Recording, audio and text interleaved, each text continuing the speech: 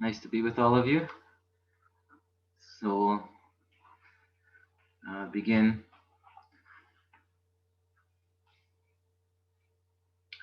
Om Namo Bhagavate Vasudevaya. Om Namo Bhagavate Vasudevaya. Om Namo Bhagavate Vasudevaya. Om Namo Bhagavate Vasudevaya. Om Namo Bhagavate Vasudevaya. So we are reading from Srimad Bhagavatam, Canto 2, Chapter 9, which is entitled Answers by Citing the Lord's Version, Text 20.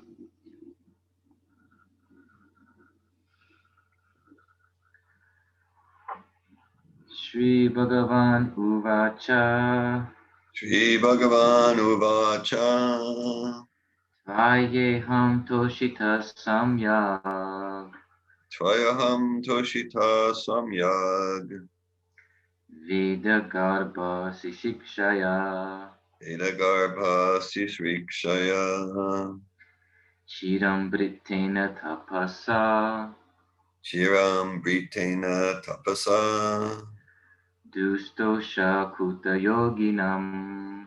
Jushtosha Kuta Yoginam. Shri Bhagavan Uvacha Shri Bhagavan Uvacha.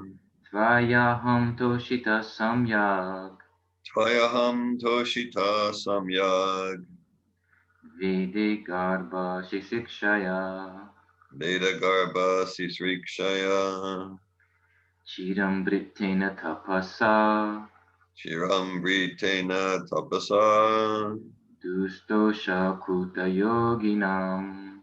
Dushtosha Kuta Yoginam. Shri Bhagavan Uvacha Shri Bhagavan Uvacha. Tvayaham Toshita Samyag Tvayaham Toshita Samyag. Vede Garbha Shikshaya Vedagarbha Sisrikshaya. Chiram Britena Tapasa Chiram Britena Tapasa. Dustosha Kuta Yoginam. Dushtosha Kuta Yoginam. Shri Bhagavan Uvacha.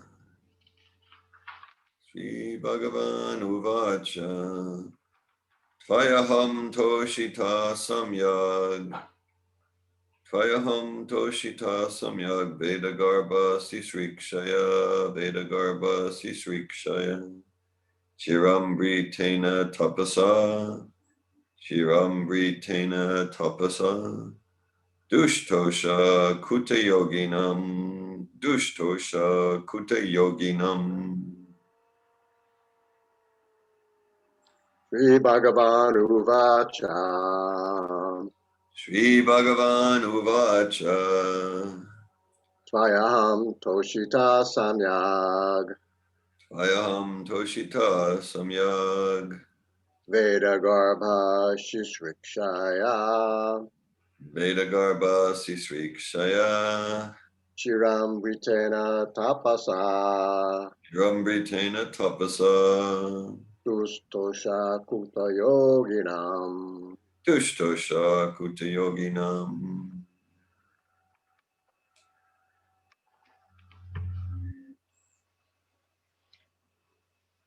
Anyone else like to chant?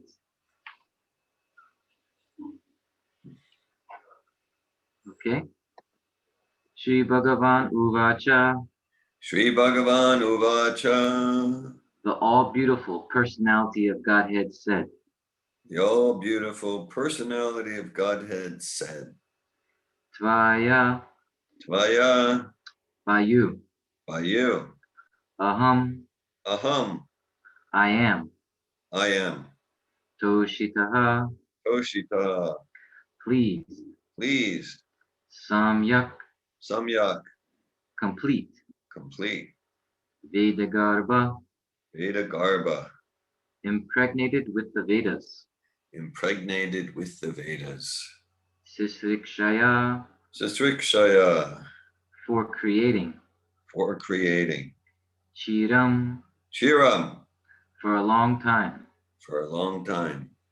Pritena, Retaina, accumulated. accumulated. Tapasa, Tapasa, by penance. by penance. Dustosha, Dustosha, very hard to please. very hard to please. Kutta yoginam, Kuta yoginam, for the pseudo-mystics. for the pseudo-mystics.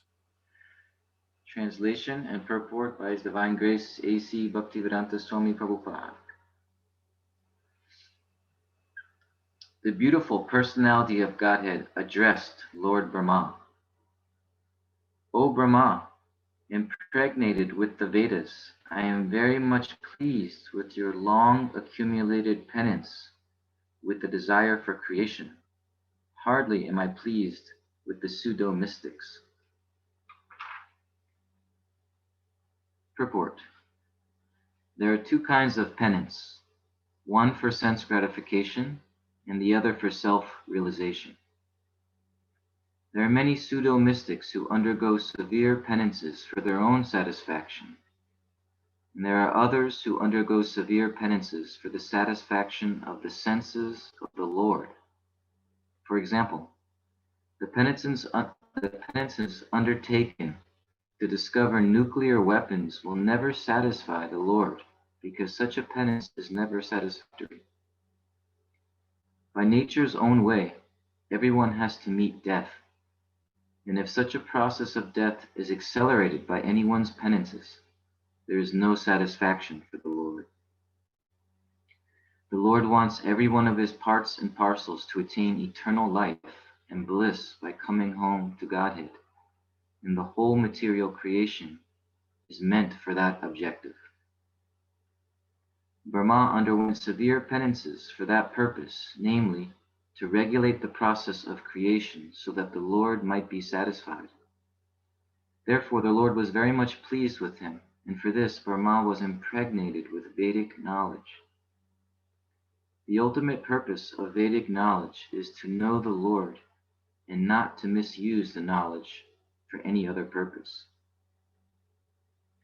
Those who do not utilize Vedic knowledge for that purpose are known as Kutta yogis, or pseudo-transcendentalists, who spoil their lives with ulterior motives.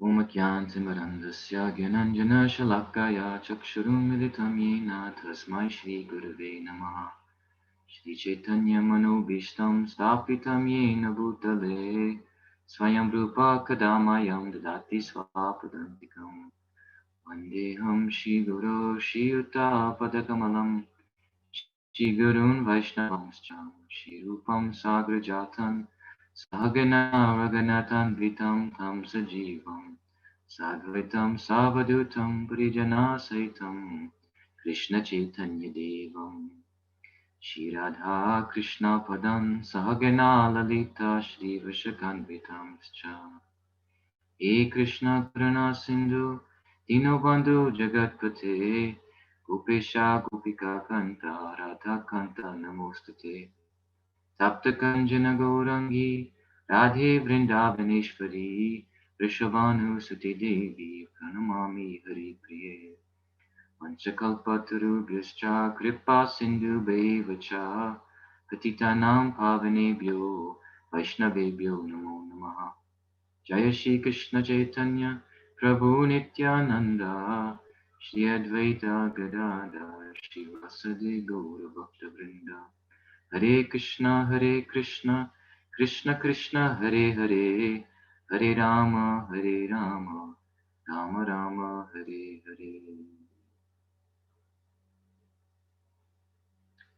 So beg for the blessings of the assembled devotees that we can say something for the pleasure of Shri Radhesham. It is for the benefit of everyone here and also in line with Guru Parampara. So again, we're reading from Canto 2, Chapter 9, which is entitled Answers by Citing the Lord's Version. And we're reading text 20, which I'll just read the translation again. The beautiful personality of Godhead addressed Lord Brahma. O Brahma, impregnated with the Vedas, I am very much pleased with your long accumulated penance, with the desire for creation. Hardly am I pleased with the pseudo-mystics.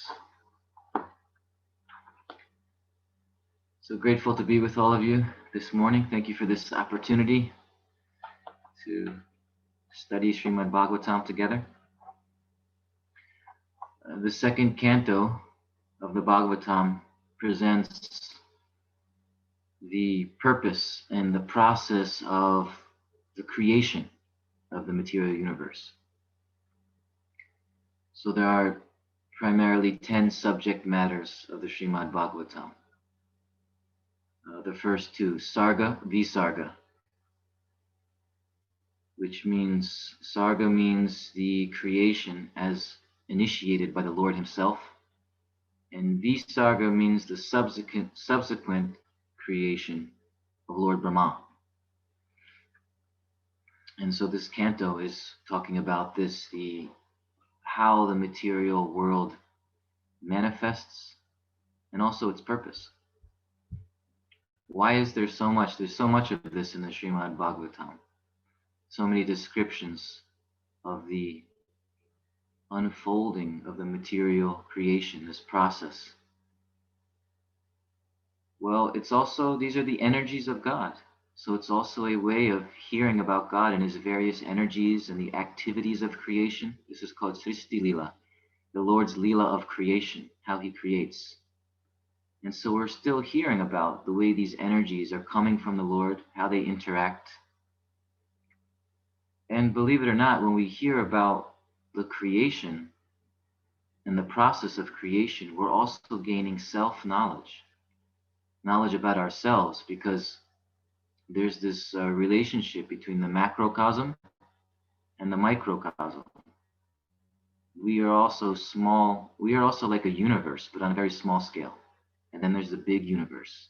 So when we hear about creation, we think, well, what relevance does this have for my spiritual development? But all the ingredients in the material creation are also inside of me. And even the way they unfold, when we hear the description, first there is the Mahatattva. And in one place Prabhupada describes, the Mahatattva also, when we come into this material world, the first element is also Mahatattva within us, which is called in the third canto the Chitta. And Prabhupada translates that as the contaminated consciousness. That's the starting point. And then all the other parts, the intelligence, the mind, all of these things start to unfold. So what's true of the process of creation is also true of our process of the soul coming into the material environment and how that happens and how that unfolds. So when we hear about the creation, we're also learning about ourselves, and we're learning about the all the ingredients that are there in creation are also within us. And every manifestation has a purpose or idea that's contained within it. Right? So, well, like when you see a chair, it's a particular object. But contained within, just by seeing that object, one can understand there's an idea there also. There's a purpose, there's a plan, right? Namely, a person can sit down, be comfortable. Or you see a shirt, right? You see the object. So there's an idea there also. Covering the body, keeping yourself warm. So when you see the whole material creation, what is the idea behind it? What is the purpose? The whole material manifestation. And the purpose can be just described very simply. To return to our original. This is the only purpose of the material world. Religion. The word religion means to return or to reconnect. So contained in that word religion is actually the whole purpose of the material manifestation. living beings who are born within this material manifestation. The whole point of it is a return to their original nature, a return to their relationship with the source, with Krishna, the Supreme Person. That's the only purpose. Just we can get so distracted in so many ways, and we try to create our own purpose, our own aim, but actually inherent in every object is the purpose. And so when we observe the whole material creation, we learn in this section that there's also an idea that's contained within the whole creation. And we just simply have to remember that, because it's also within us. We know this too, but we are covered. We don't remember anymore what the idea, what the purpose of this creation is. We come up with our own purpose, our own plans, our own ideas. But every object has a purpose already with it. And our process is by a certain purification. By purification, then we'll remember what that purpose is. And it's that simple. It's the purpose is to return to Krishna, to return. The purpose is religion. That's what the word just sums up the whole purpose of the creation.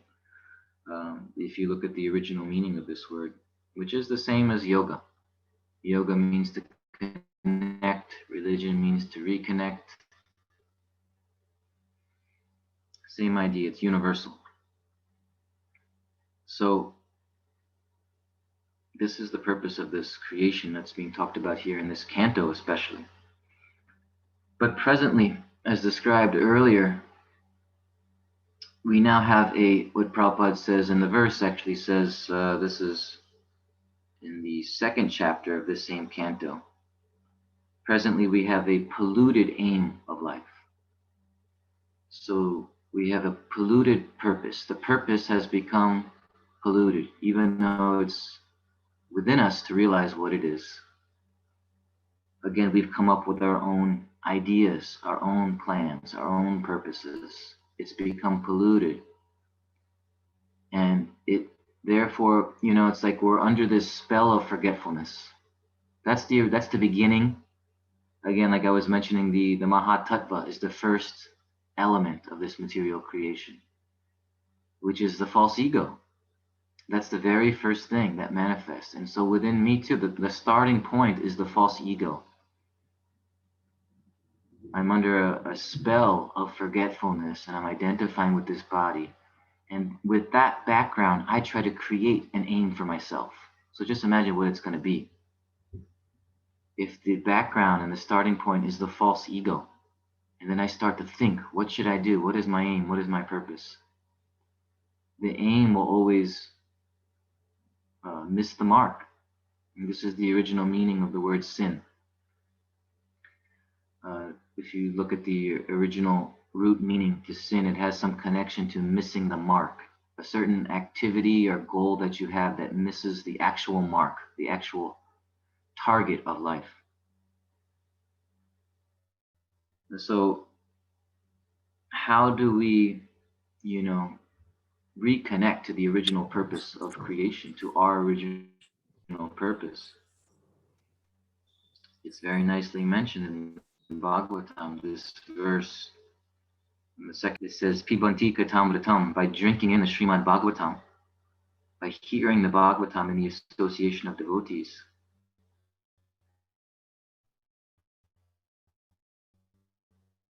What's the result? Vidusa of life becomes purified.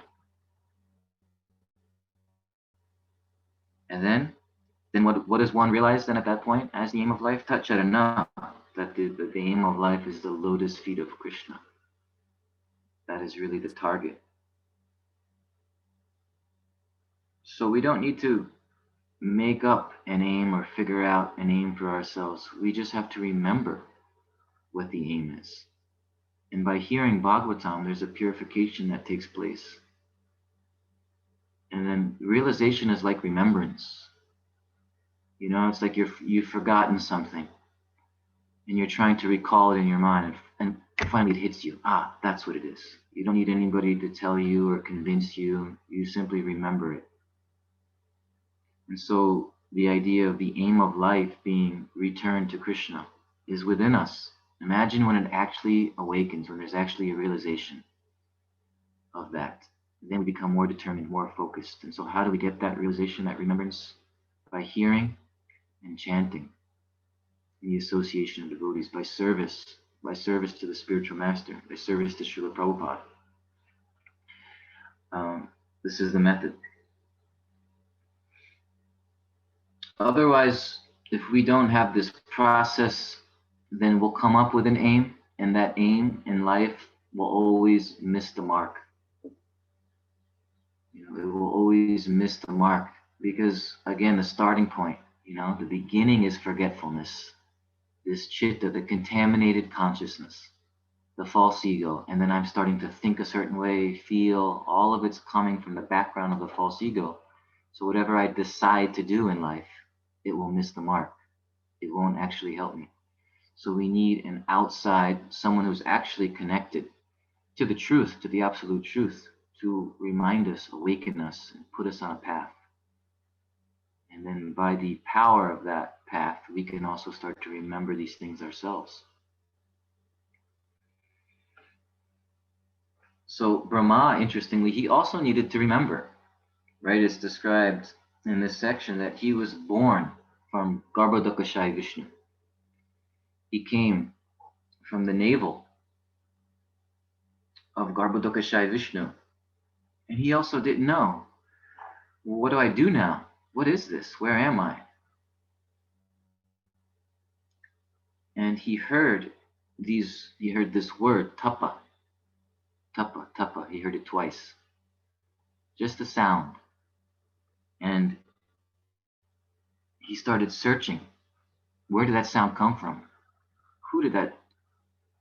He's looking everywhere to find the speaker of that sound, but he was unsuccessful. And so what did he do? He just, okay, tapa means something. Austerity. It's mentioned here, penance. So he just sat down. After searching and running and looking, he decided to let me just sit down and do this. Let me be obedient to the sound that I heard. And he went into meditation. And the Lord, being pleased with that sincerity, with that penance, with his obedience, the Lord revealed himself to Lord Brahma and revealed his whole abode. This is so nice. This is such a nice, Brahma for us is like the prototype. And in this little pastime of Lord Brahma, we learn the whole process. Because it's very simple and very quick, but it's really the whole spiritual path is there. Brahma, first of all, is thinking, who am I? Where am I? What do I do?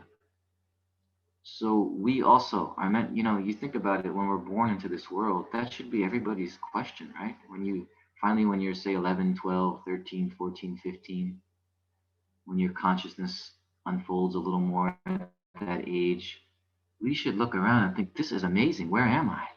What is the purpose of this creation? What do I do? This is a miracle. Right? But we just somehow, our minds just get submerged in everything going on and distracted and covered. And we just imitate everybody around us. Oh, I got to get a job. I got to get a job. I got to get a family. I got to just get busy and do so many things. And there's so many responsibilities. But really, we should be in a state of amazement. What is this? How is it that I exist? So Lord Brahma had those questions and he was searching. Then he heard a sound and he was searching. What is the source of that sound? The sound was tapa. You don't have to search everywhere. Just obey this instruction. And he just finally sat down, people are sometimes in the beginning of spiritual life, we think, our search is kind of external. I have to go to Tibet. I have to go here. I have to go there. I have to go to all these places to search, to search. But finally, when you make a connection to Guru, to the spiritual master, then you don't have to run here and there, go here and there anymore. You need to sit down and chant. For us, it's like the order of Srila Prabhupada, the order of the spiritual masters. No need, you can just sit down right where you are and you chant, and everything can become revealed from that. We don't have to externally go to so many places. We just have to be obedient to the instruction of Srila Prabhupada, to the primary instruction, chanting. We have given so many instructions associating with devotees, service, and by that link and that obedience to the word, just like Lord Brahma, right? He heard his guru was the Supreme Lord himself, uh, but he heard the sound vibration of his guru, obeyed it, he went into meditation, and then everything was revealed. So the same process works for us today. We're searching, we're looking, we should be searching and looking for the truth, for the answers, for the source of the creation, just like Lord Brahma. And by that sincerity, the spiritual master comes. The spiritual master is also looking for such sincere souls who are looking. And then the spiritual master has an instruction, an order, and if one follows that, everything opens up from there. Everything is revealed. So Lord Brahma is the prototype. And in this very small, short pastime, we learn what's necessary.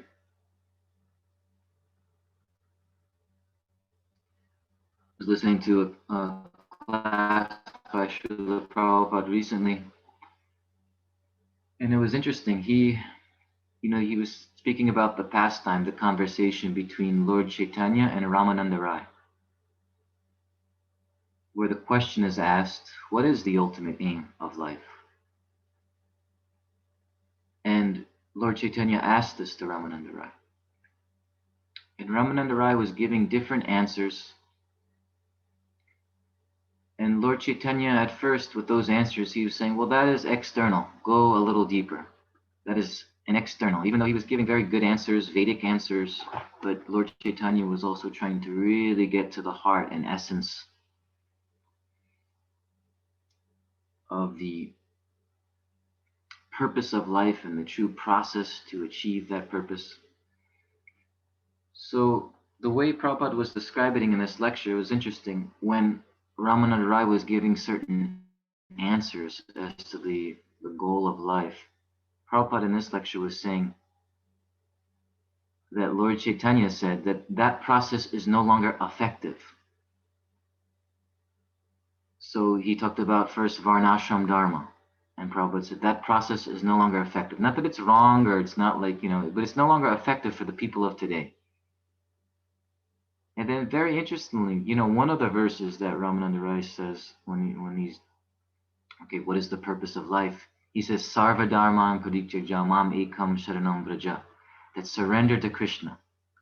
And Prabhupada said, that is no longer effective, also surrendering to Krishna. And I thought, well, that's very interesting. It's kind of like it's like the apex verse of the Bhagavad Gita, the culminating point of Krishna saying, surrender unto me.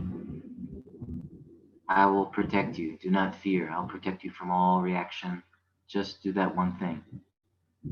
And Prabhupada was pointing out in this lecture that is also no longer effective in this age. If a person just thinks, here's this verse, and tries to surrender to God, then one can no longer really do it. We're not so advanced where we can actually make that shift within our heart and within our consciousness. The next verse that Ramananda Rai speaks, that's the first time that Lord Chaitanya accepts what is said, and that's where Prabhupada said, now this is what's effective in this age, this next verse that comes after. So what is that verse? In the 10th canto. And so we can listen carefully. This is the when Ramananda Rai is explaining to Lord Chaitanya what the goal and essence of life is and the method to achieve that goal. This is the first time Lord Chaitanya says, yes, that is the answer. Now give me more. He also wanted more after this, but this is the first time he says yes. And Srila Prabhupada in this lecture, this is where he says, now this is what's active in this age. This is the process. So this is Lord Brahma speaking in 10th canto, 14th chapter, text 3. And this is the verse. Those who, even while remaining situated in their established social positions, throw away the process of speculative knowledge, and with their body, words, and mind offer all respects to your descriptions, to descriptions of your personality and activities, dedicating their lives to these narrations, which are vibrated by you personally and by your pure devotees, certainly conquer your lordship, although you are otherwise unconquerable by anyone within the three worlds.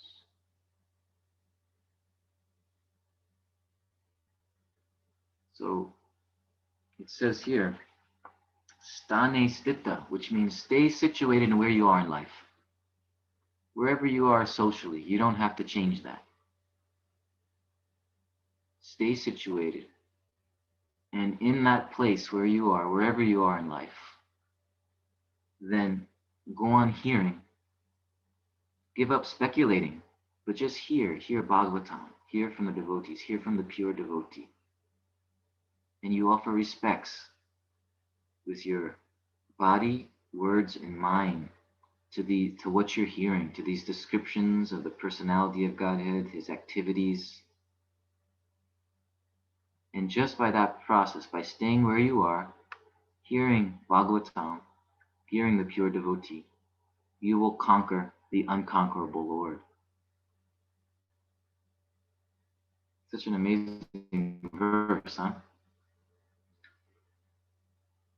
And it's very practical, like Prabhupada, he was saying in that lecture that yes, Sarva Dharman, surrender, it could be very abstract, surrender to God. What do I do? What does that mean? But this is very effective and practical, especially in this age. You stay where you are and you hear from the pure devotee. You open your heart. You don't speculate. Just drink in the Srimad Bhagavatam. You drink it. And in this way, the unconquerable Lord will be conquered. And he'll be pleased, just like here in this section, Lord Brahma. Right? The Lord comes to him and he reveals his beautiful form and he reveals his whole abode. And he tells Brahma in this verse here, he says, Tvaya aham toshita, I am very pleased with you.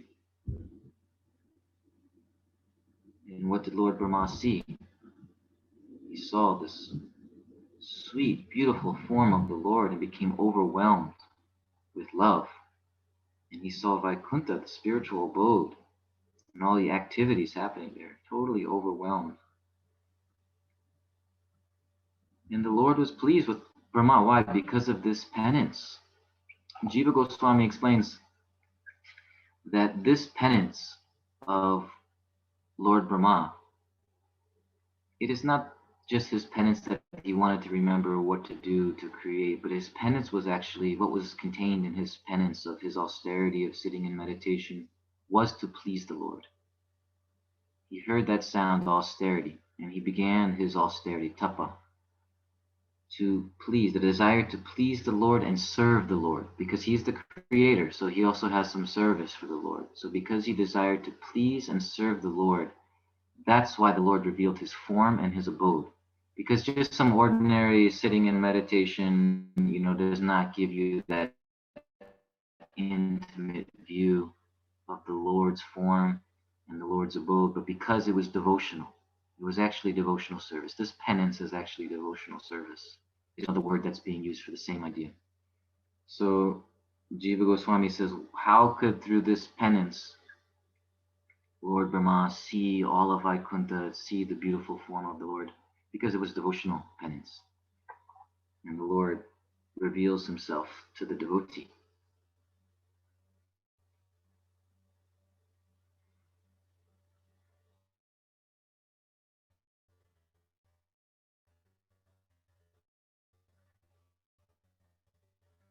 So, kinds of penance.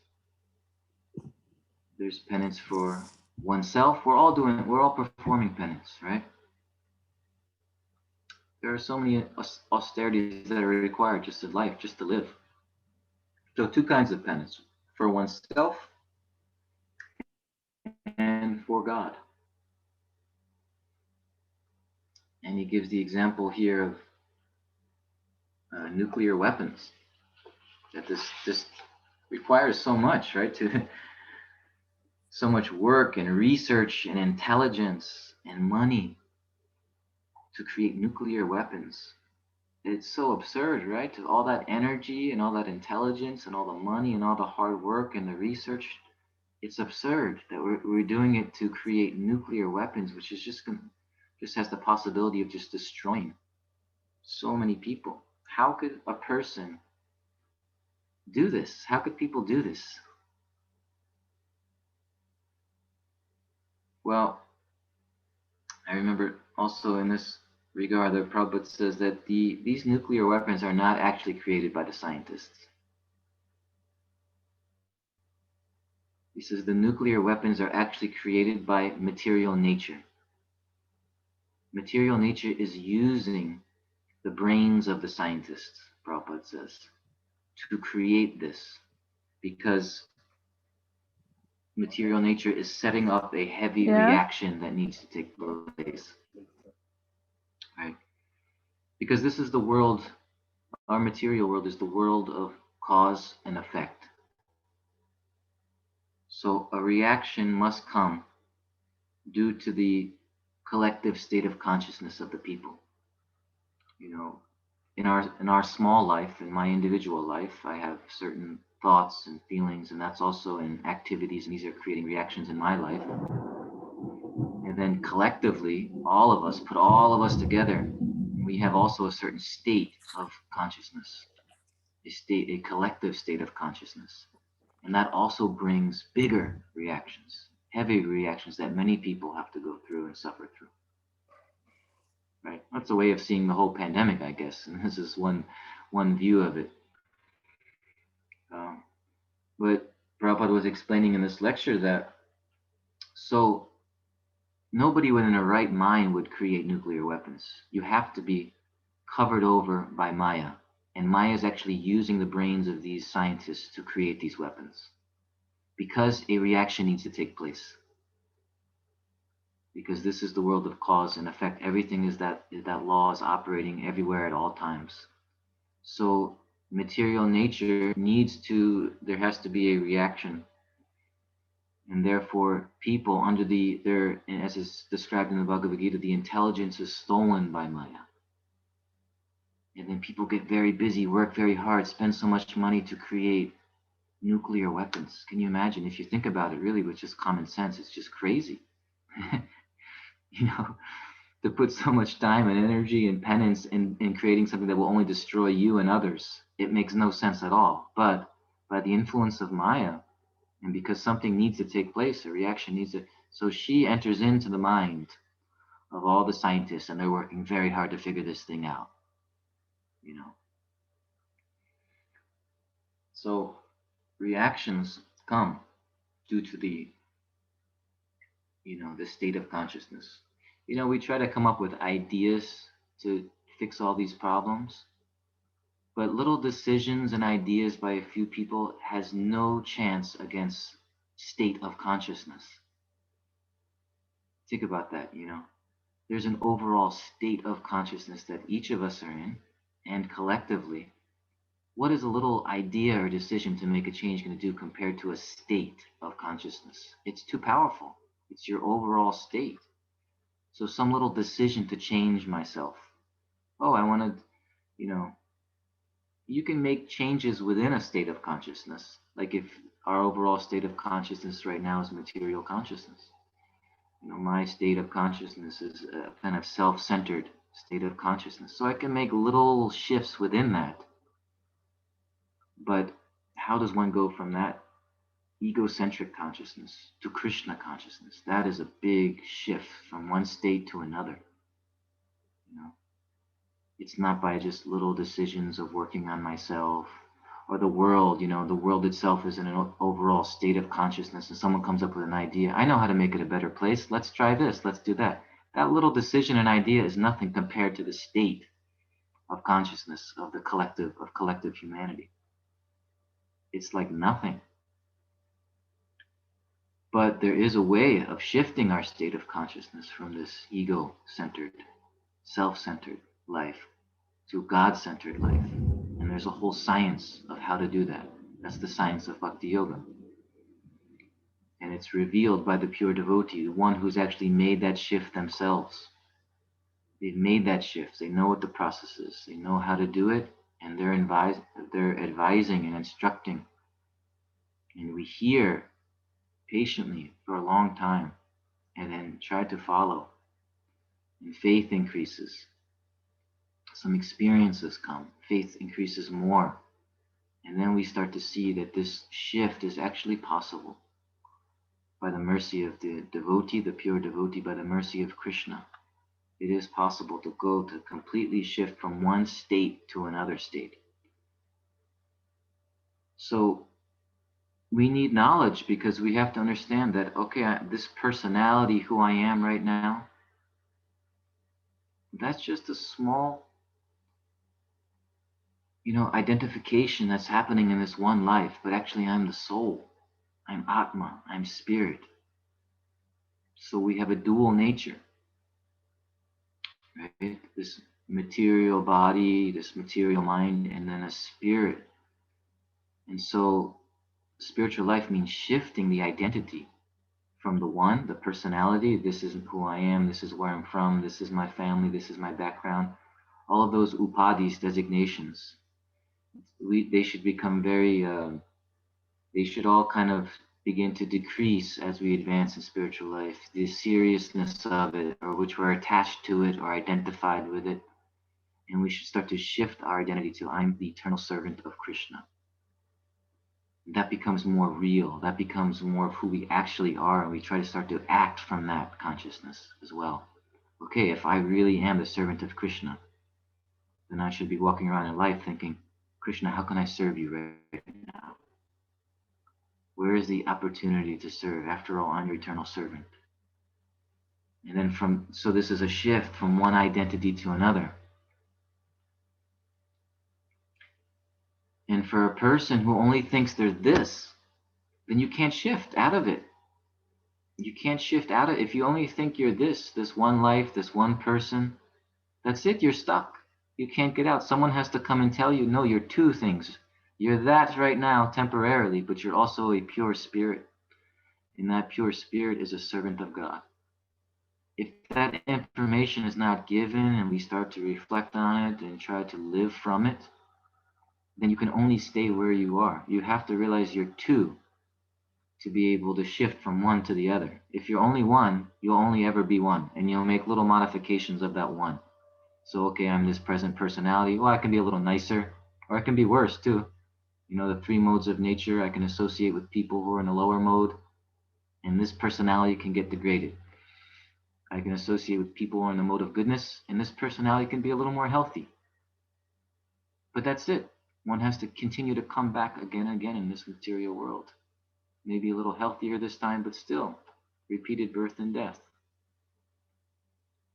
Until someone comes and says, no, actually, you're so much more. This is just like one wave in an ocean.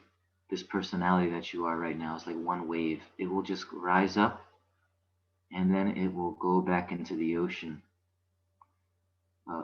And the self can be compared to the true self. The Atma is like the whole ocean, and this personality in this life is like one wave.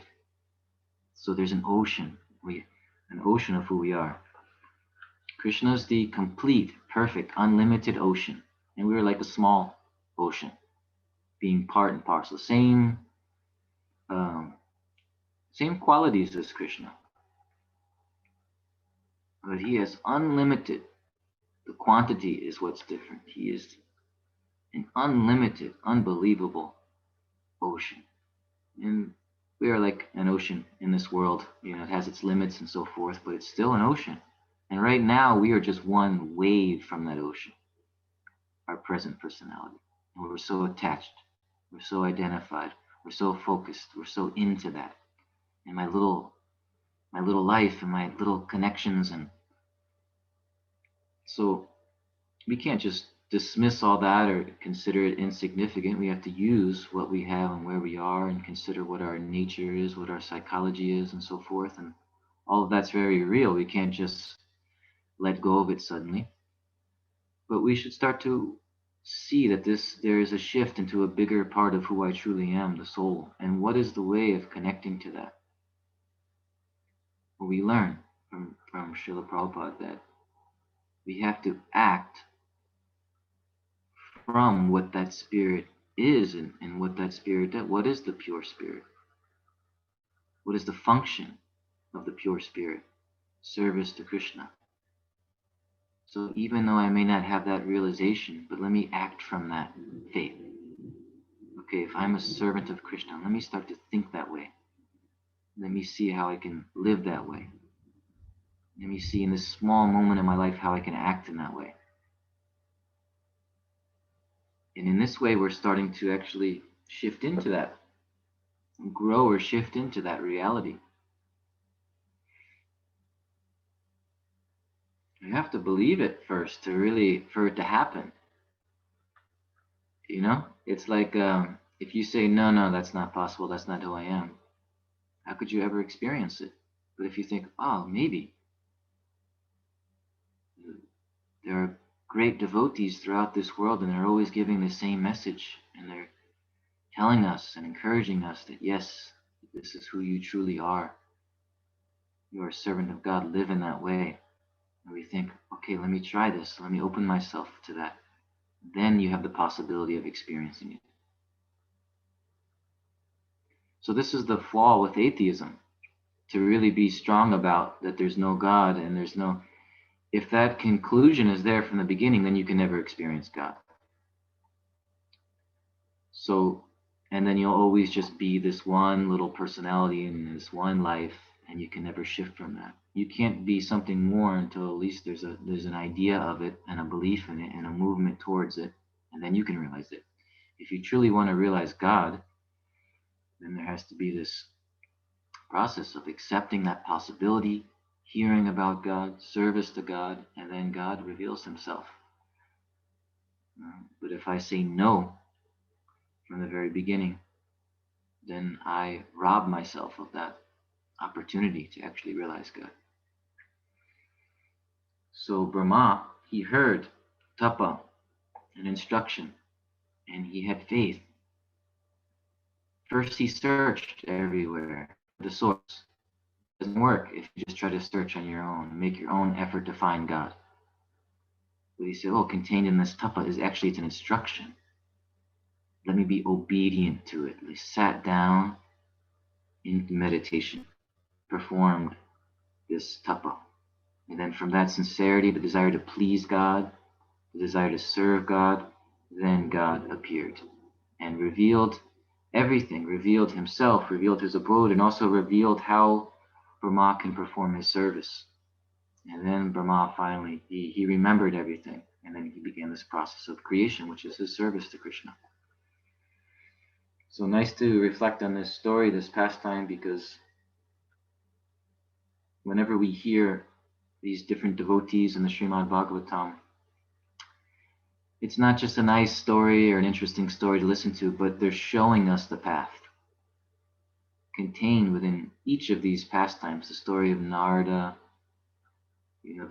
every story that's there, we have to put ourselves in that place or see, well, how does this is actually an instruction, this is actually being revealed to me, what's necessary to come to this higher level of consciousness, this connection to God. It's revealed in the story. And let me look very carefully at what's happening. Brahma is searching externally, trying to find God. Doesn't work. But he's obedient to the sound vibration. Interesting. It's also sound that saves him. Tapa. So we know the chanting of Krishna's name is the process, is the path. Sound vibration is still the way, just like it was for Lord Brahma. Through the sound and through the obedience to the sound, and Krishna came before him, was very pleased, and then he revealed himself, and Lord Brahma understood what to do, how to serve. So this is always the same, this process, even though the times change and the circumstances change, but these principles remain intact. And we can learn all of that from this story. So I'll stop here, and again, grateful for this opportunity to just, it's so nice just to prepare the Bhagavatam, look at it deeply, and share with the devotees, and grateful for this opportunity. If anyone has any thoughts, comments, questions, or disagreements, anything, be happy to hear from you.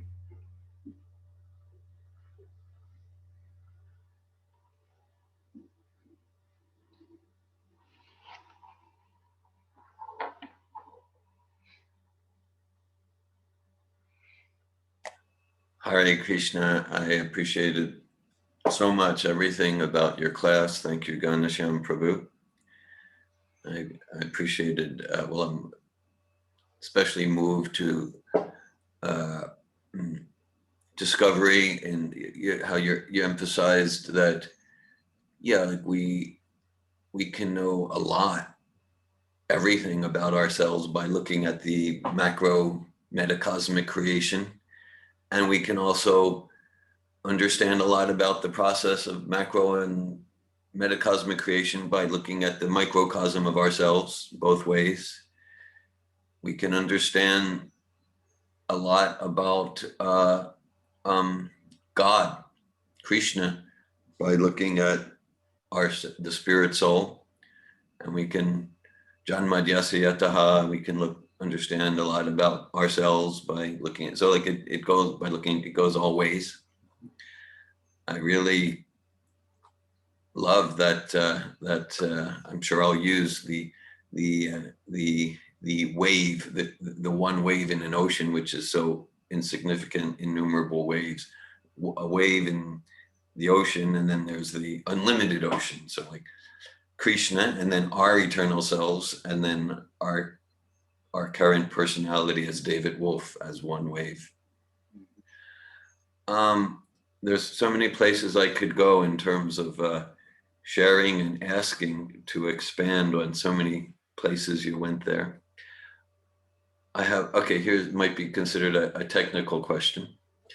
So, we hear hundreds, probably thousands of times from Prabhupada, the subtle material body, 3 components: mind, intelligence, and ahankara, material ego. Then you used this term chitta. And I'll say there's a few places, third canto purport, there's a few places where Prabhupada pretty clearly indicates chitta seems to be a 4th element of the subtle material body. So at the same time, there's hundreds of places where he describes there's 3 elements. So how do you understand that? Well, interestingly, again, connecting it to the whole material creation, it's described, like you said, in the 3rd canto, that the first element is the Mahatattva. So I remember hearing from, I believe it was Jiva Goswami, took notes on it at one point, because I was fascinated by this connection between the macrocosm and the microcosm, and how it's the same, actually. And he says that Mahatattva for the individual being is called the chitta, and also like the contaminated consciousness. So that's not technically the false ego. It's a kind of like it's the the way the false ego I've understood that comes actually later, and it's like right now the false ego is just, even though within the chitta there are so many samskars from all previous lives as well, it's all there. But the present life, we just have a little small section from this whole, say again, another ocean of samskars. That this one present life, when we talk about false ego, it's just what's coming to the surface right now of our awareness, and In other words, in previous lives, I may have been animal, I may have been a king. None of those are activated right now. But they're all in the chitta. So it's somehow more of a complete um, reality of who I am, but still like within the material creation. And then this false ego that we talk about, the false ego, is just a few samskars from the present life. So it's kind of like a much smaller, limited identification right now. So that has some interesting, there's interesting thoughts connected to that, because even when I, how do you dissolve the whole thing, with all the samskars, and like everything we've ever experienced has been recorded and is inside of us. Every single memory experience from every life. But the false ego is just a little section of that, say, ocean of samskars. A little, like the example that's given is there's a lake and it's full of countless samskars, impressions, past impressions. And then there's the moonshine on the lake. And the false ego is just the moonshine, which is a little circle on that lake in this present life. That's the present life. So there seems to be a difference. This chitta is more of this kind of complete all the lives. This kind of like as soon as almost the soul drops into the creation, so many lives, it's that whole thing, that whole picture. And then from that, there's this little false ego, this life, that life, and by the association of the modes of nature, then we go in a different direction here, we are kind of pulled here and pulled there, and the false ego is shifting a little bit here, but it's all happening within the chitta. And that's, again, with the macrocosm, the Mahatattva is like the first element, and then all these other things start coming from it. All these other expansions from that, but it's kind of like the whole material universe is the Mahatattva, which is a kind of, so somehow that's the same idea within us. There's this whole chitta full of impressions, samskars, and this just like the Mahatattva, and somehow through the process of bhakti yoga, this whole thing becomes dissolved in a certain way, and then one's true nature emerges. That's just sharing with that topic, some things that I've heard, and not exactly sure if I answered anything, but I just shared what I know about that from what I've read. Thank you. It's illuminating what you share. It's very helpful. Could we use the terminology that chitta, the contaminated consciousness, it's material and it's even more subtle. It's even more at the substratum of our material existence, more subtle than ahankara. Yes, it's the most subtle, and interestingly, it's in the mode of goodness, the purest form of the mode of goodness in this material world. That's how it's described, which is also kind of interesting. Even though it's it's the Mahatattva, we think, like, because it's again coming from spirit to matter. First, you have the purest mode of goodness. There's not pure, not Shuddha Sattva of the spiritual realm, but of the material realm. So the Mahatattva is the most subtle, and then it gets contaminated as it associates with the modes, and then things start to come from it. That's that again, the macro. This is the description of the universe, but somehow this is also the true principle within us. So it's the most subtle, pure material element, and then by a kind of interaction with the modes of nature, then it starts to get more gross, and then things as you often talk about also, things go from subtle to gross. So it is the most subtle element, and it's goodness actually. Yeah. Thank you, Ghanashyam. I really liked where you went in your class. It was so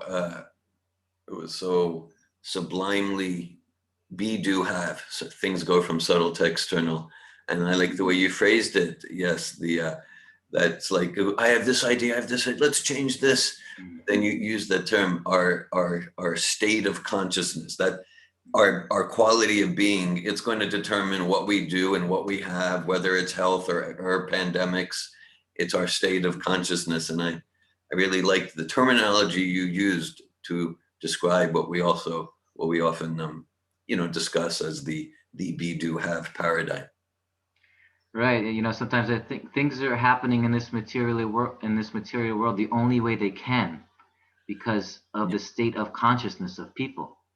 So they're happening in the only way that they can. So we shouldn't get too, passionate about some change or some idea. We just also have to admit that, well, people are in an overall state of consciousness, and therefore that will bring events and that'll bring reactions.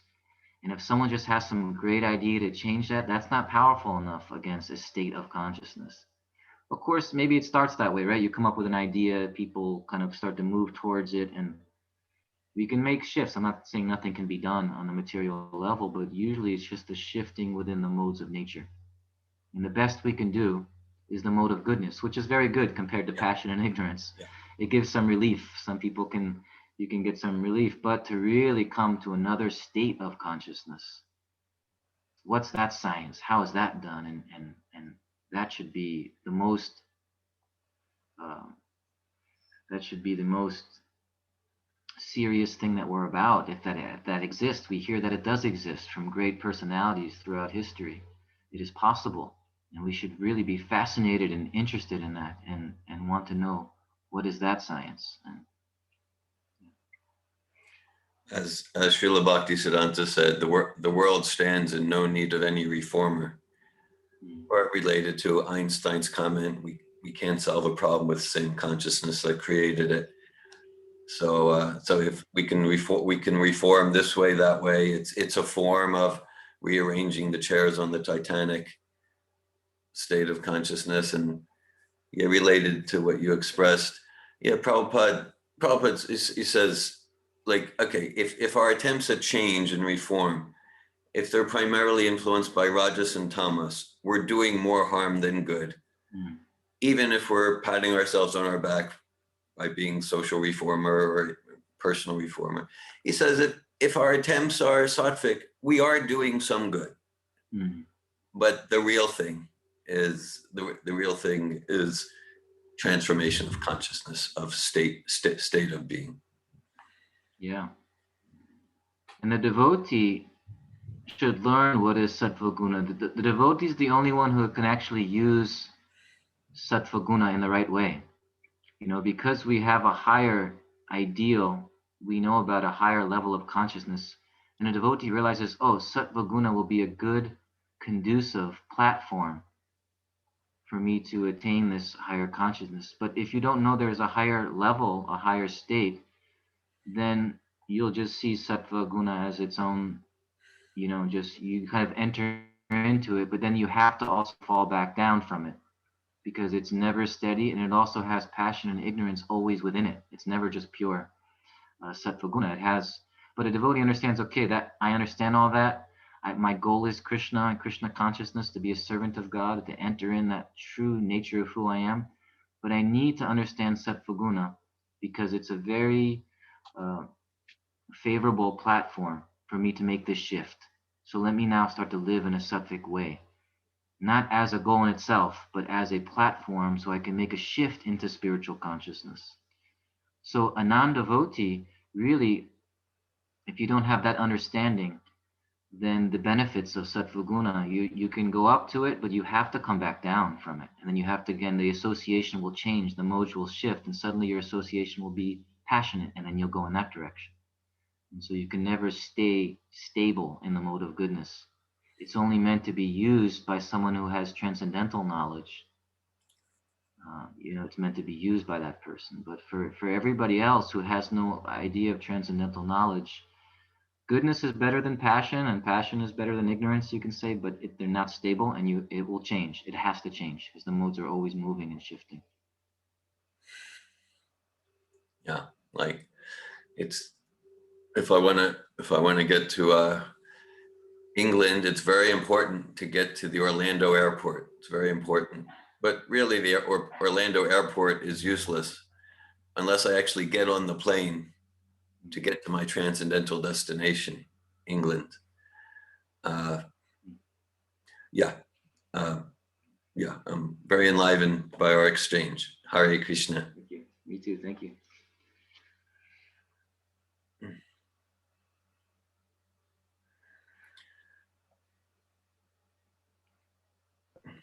Any other comments, anyone, or thoughts? Or Anandini. Anandini. Yeah. Yes. Thank you for this class. I'm very inspired. It felt so welcoming and like diving into an ocean. You were speaking of the ocean. I also feel inspired to hear you, dear Govinda, ask a question and hearing your exchange. And you were speaking about drinking the Srimad Bhagavatam.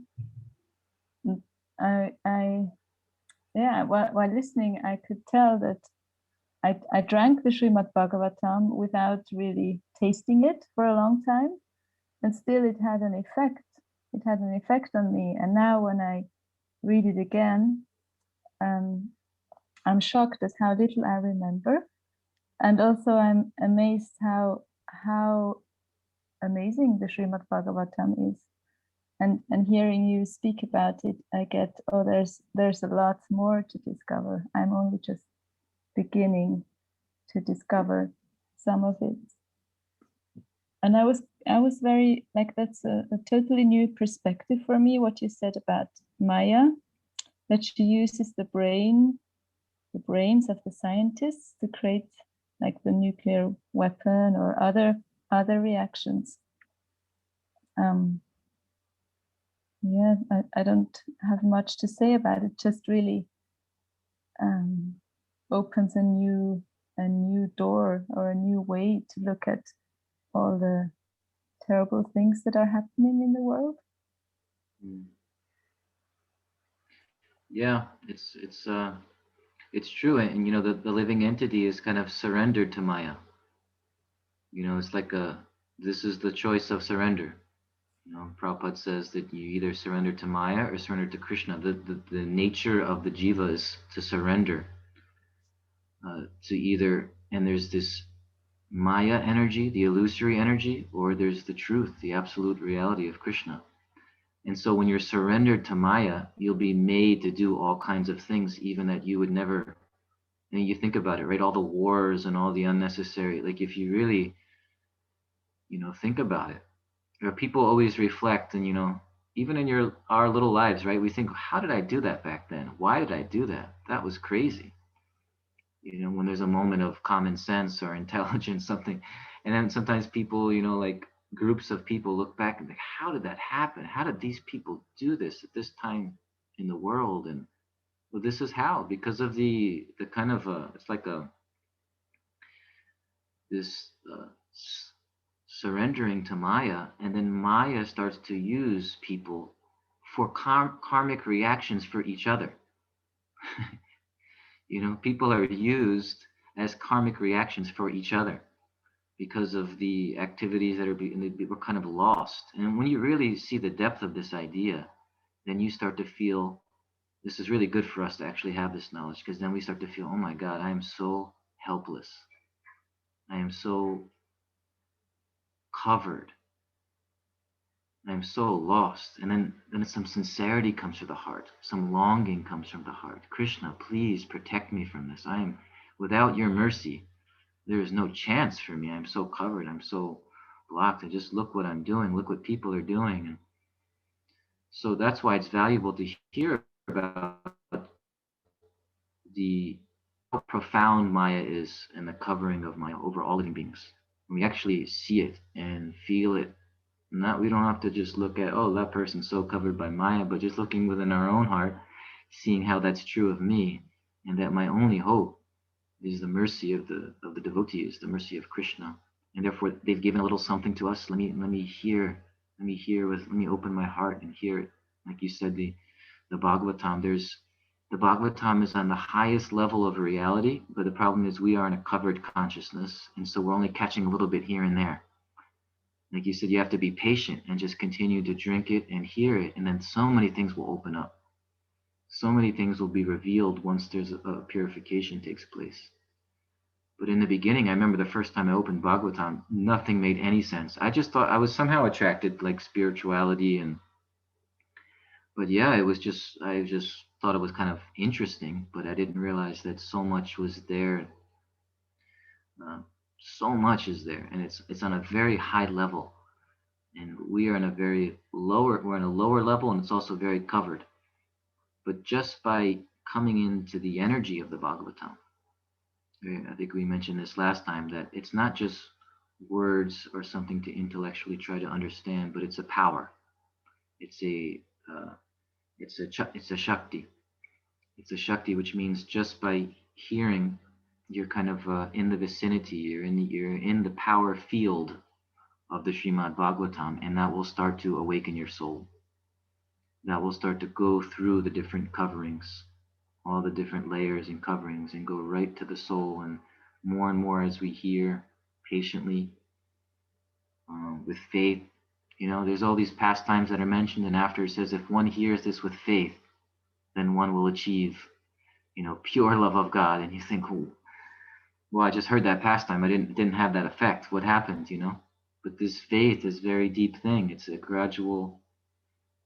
It starts with maybe just the idea of, let me open myself. Let me at least know that the Bhagavatam is so much higher than me, in the sense of, you know, again, I'm in a covered place and this is absolute truth. And let me try to hear it with that understanding.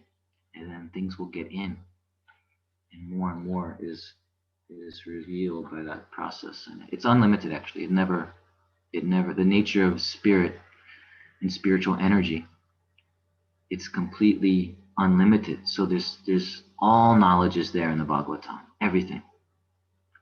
Uh, there's one place where Prabhupada says that. He says, you don't require to read many books.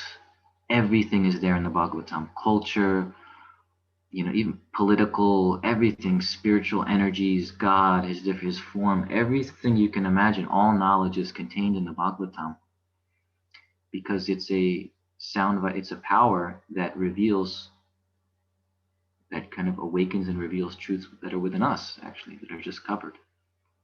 It has that power. Thank you for your comments. Thank you. Thank you, Anandini and Ghanashyam, for that question response. Len Cohen. Hare Krishna, Ghanashyam. Hare Krishna. So I want to talk a little bit about this idea of the idea that surrendering is not an effective process in this age of Kali.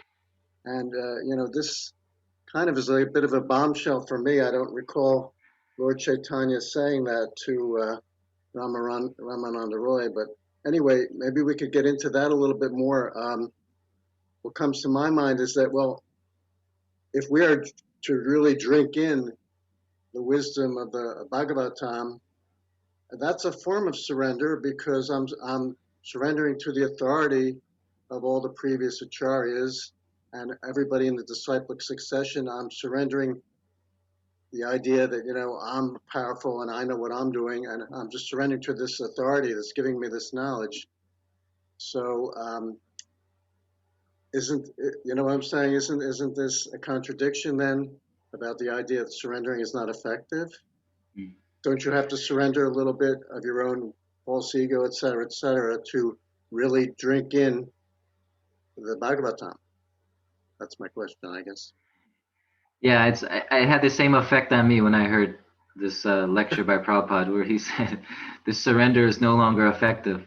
Of course, we have to reconcile and use our intelligence a little bit, because how many times does Prabhupada say, surrender to Krishna is the essence of everything? How many times does he say that this is the process, this is what needs to be done? And so I think in the context of the lecture, that Prabhupada was saying that, if you plan to just maybe sit somewhere in a room and you hear about surrender to God and you just try to do it, that is very abstract. That will no longer be effective.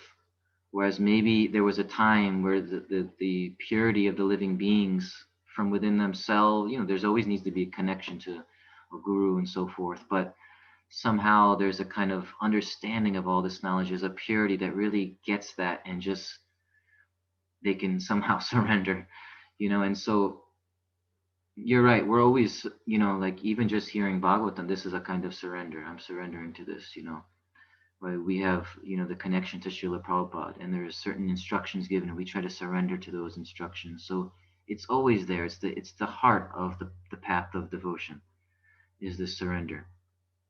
So we just have to look a little bit into the context. And in terms of Lord Chaitanya and his conversation with Ramananda Rai, it's not that Lord Chaitanya was saying that, it's not to be done. He was asking him, what is the question was, what is the highest goal of life? And when Ramananda Rai said this verse from the Gita of surrendering to Krishna, that's not quite the highest goal of life. That's when you make the shift from material life to being a devotee of Krishna. But what's the highest goal of life is to actually, it finally comes to the position of when you get to the level of the gopis, and who are just unconditional loving service to the Supreme Lord. See, surrender is like that threshold from material consciousness to spiritual consciousness. From today, I surrender to Krishna. Now my life's, what do? You've made the surrender. Now there are certain activities, pure, unconditional, intimate love. So that's when finally Lord Chaitanya, he wanted to go there. Lord Chaitanya had a motive also in this conversation, that he wanted to reveal the highest of the highest of the highest. And so when Ramananda Roy gave the idea of surrender, Lord Chaitanya said, not quite. That's what you need to do, but what's even higher? Go further, go further. So he was saying that he told him, basically he was saying with all those no's, when, all the times that he was saying that's not the answer. He wanted to go somewhere. He wanted to go further. He wanted to get to the point of pure, unmotivated, unconditional love for the Supreme Personality of Godhead, Krishna. And finally, once Ramananda Roy's answers started to enter into that realm, then Lord Chaitanya was saying, yes, give me more. Go a little further. Give me more. So the surrender itself didn't satisfy him, because it's almost like, well, that just gets you into this whole realm of bhakti, surrender to God. So that's my understanding of the context there.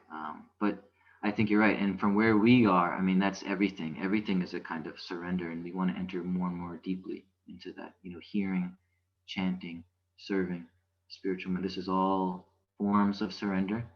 And finally, all those activities of surrender, they lead to a point where one finally surrenders completely and says, as Bhaktivinoda Thakur says in many songs, that from this day forward, now Krishna, I'm yours. That's this very decisive moment where you give your soul back to Krishna.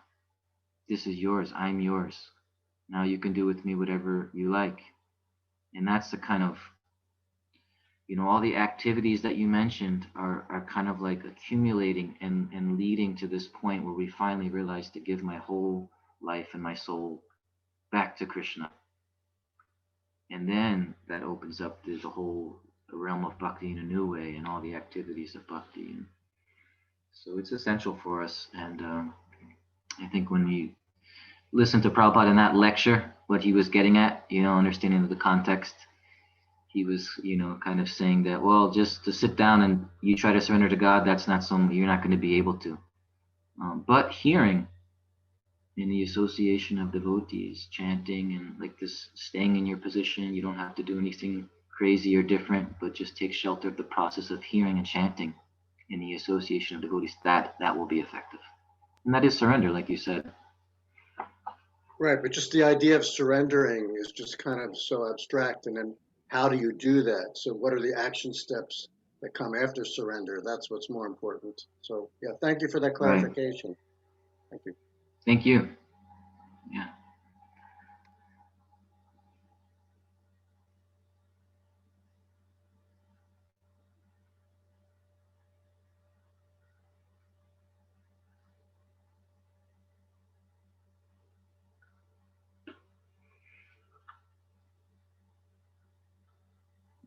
Can I ask another question, or a question? Please. While you were speaking about surrender, so either we surrender to Krishna or we surrender to Maya, I was thinking or remembering that sometimes it's also described that we are like puppets puppets, and like we're on a string and someone is like playing us. So would you say that is there ever a point where we are no longer puppets? Or are we always puppets eternally? Like even when we go back to God, we're still puppets, or we become true, like free, and we like dance our own dance, but because we're in love with Krishna, that's the tie, or how would you explain that? Yeah, it's we could see there's that picture that Prabhupada also was included in the Bhagavad Gita of Maya is standing above, and she has the strings and all the puppets that you mentioned, and the living entity is just being like we were talking earlier, being used by Maya in different ways. There's a way in which, by hearing the sound vibration of a pure devotee, one starts to realize that I am a puppet. But what is that? That part of a person that becomes aware of being a puppet, is that a puppet? Right? If somehow we're starting to know that, wow, look at me, I'm like a puppet just being used, getting pulled. The Bhagavatam gives the also the example of a bull that's being pulled from the nose. They attach a string to tie it around the nose of a bull, and you can pull the bull here or there. That Maya is just pulling the living entity like a bull with a string. Come here now. Oh, go over there. Come this way. Come that way. And so, but the person who starts to see that this is what's happening, that's the first level of freedom. To see it. Just to see it. That's the awakening of freedom. Oh, I am in between. Tatashta Shakti means to be in between matter and spirit. Right? So if you're actually having a realization that you're in between, then you look down and you see, yeah, I'm controlled by the material energy. But that person who's looking and realizing that, that's an awakened being. That's a being who's finally again connecting to the freedom and what the real choice is. Right? If you start looking around, I've been covered by Maya for so long, there's another possibility. I can come under the spiritual energy. So right there, that's a kind of inner freedom. Maybe the first real choice that we ever make. You can live so many lives born again and again in this material world. And again, if we think that's all there is, then we're just being used by the modes of nature in various ways. But finally, when someone realizes this is happening, it's the beginning of a kind of freedom. And then one can decide with that freedom to now come under the shelter of Krishna. And so it's an interesting question, because then one becomes a puppet of Krishna. One becomes used by Krishna in various ways and kind of is this puppet. But the way it's described, and it's kind of inconceivable, we are completely like puppets of Krishna. And that is simultaneously our freedom. We are totally free in all of it. It is a voluntary activity, although you're under now a different energy and it's acting in a different way, and you're fully surrendered to that energy, and it's also things are happening, but it's totally voluntary. So it's an interesting thing. It's hard for the mind to kind of grasp this, where you're kind of fully surrendered, whatever Krishna wants, whatever Krishna, but at the same time, that is a decision voluntarily to come under that spiritual energy, Daivi Shakti, the divine energy, come under that. And now again, you are being moved by that energy in various ways, but simultaneously, there's total freedom for the living being. And so that's, I know it's inconceivable, but it seems to be that we do become like completely surrendered to a higher energy and moved by it in a certain way. But it's all simultaneously the freedom of the jiva who's in that situation. Perhaps dear Govinda Prabhu or others can maybe explain more, but that's within the boundaries of my own limitations of understanding, just sharing some thoughts. I appreciate the discussion and your realizations. For me, just like as a linguistic thing, that as we ordinarily understand the term puppet, I would say for the pure soul surrendered to Krishna, the word puppet wouldn't apply from the way we ordinarily understand it, because for that pure soul surrendered to Krishna, the free will, the self-determination is fully awakened. It's fully awakened. So it's not like I'm just pulled by a string puppet and implies some sort of machine, or a bull or a dog pulled by a leash. So the way we ordinarily understand it, although sure, Prabhupada and the Acharyas, they might use that term, but I'm saying the way we ordinarily understand that word, it doesn't apply. Whereas it completely applies for the spirit soul who's gotten themselves in the modes of nature. The guna means rope, guna means string. So then, like, yeah, I am pulled by the string of my belly pulls me this way, and my eyes pull me this way, and my ego demands pull me that way. It's just like a puppet. And of course, to the extent that we're towards sattva, then there's more free will. Towards tamas, then it's more like being in a straitjacket in prison. So yeah, so I'm just saying, like, the word puppet implies pulled by strings. It's like a perfect word for the soul under the gunas, because guna means string or rope. And so it's important that, so like the spirit soul in pure devotional service, to emphasize the free will is fully awakened, fully blossoming, and such a spirit soul every moment is using their free will to surrender to please Krishna, like that. So that's some things that come to me. Thank you. It all makes sense. I was just thinking of, like, perhaps, I don't know if it works, the analogy, but it's either I jump into like a wild river and there's lots of rocks and I get knocked here and there and I don't have much control, or I jump into a river that's more gentle and soft and carries me in a gentle way. Either way, I'm carried. It's a nice example. Thank you. Hare Krishna.